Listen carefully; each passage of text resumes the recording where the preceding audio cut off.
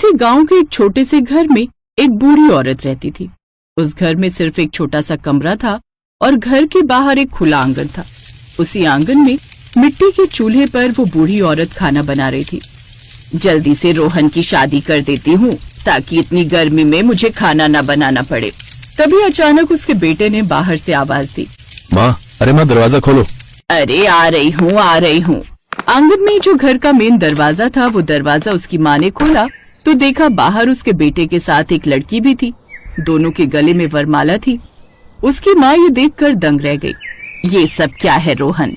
तूने बिना मुझे बताए शादी कर ली। मैंने तेरे लिए गांव की कितनी अच्छी लड़की देखी थी। मैं तेरी शादी उससे ही कराना चाहती थी। ये किसको उठा लाया? माँ, पर मैं इससे प्यार करता हूँ। इसका नाम ममता है। ये शहर की रहने वाली है, पढ़ी लिखी है, खूबसूरत भी है और आपकी बहुत सेवा करेगी। इतने में ममता ने अपनी सास के पैर छू लिए। सासू माँ, हमें आशीर्वाद दीजिए, गुस्सा मत कीजिए, मैं आपको कभी भी शिकायत का मौका नहीं दूंगी। अब जब शादी करके आ ही गए हो तो भगा तो दूंगी नहीं।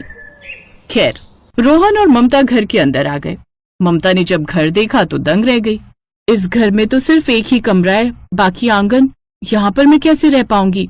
और आंगन में तो इतनी धूप है कि पूछो ही मत। देखा बेटा, कदम रखते ही अपने रंग दिखाने लगी। अब देखना, ये इस घर में एक हफ्ते नहीं टिक पाएगी।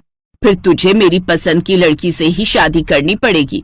नहीं सासू माँ, ऐसा कुछ नहीं होगा। मैं और रोहन एक दूसरे से प्यार करते हैं। वो मुझे जैसे भी रखेंगे मैं रह लूंगी। खैर, वो किसी तरह उस घर में रहने लगी।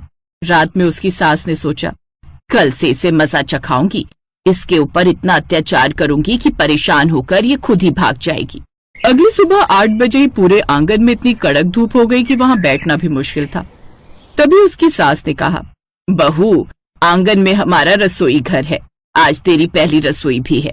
जल्दी से खाना बना, रोहन को काम पर भी जाना होगा। ठीक है सासू माँ। आंगन में रसोई घर के नाम पर सिर्फ मिट्टी का चूल्हा बना हुआ था। ममता वहीं पर बैठ गई। उसने किसी तरह चूल्हा जलाया और खाना बनाने लगी। कुछ ही देर में उसके शरीर से पसीना टपकने लगा। उसकी गोरी गोरी त्वचा धूप की वजह से लाल पड़ गई। आंखों से आंसू निकलने लगे। बार बार वो अपने पल्लू से पसीना पोंछ रही थी।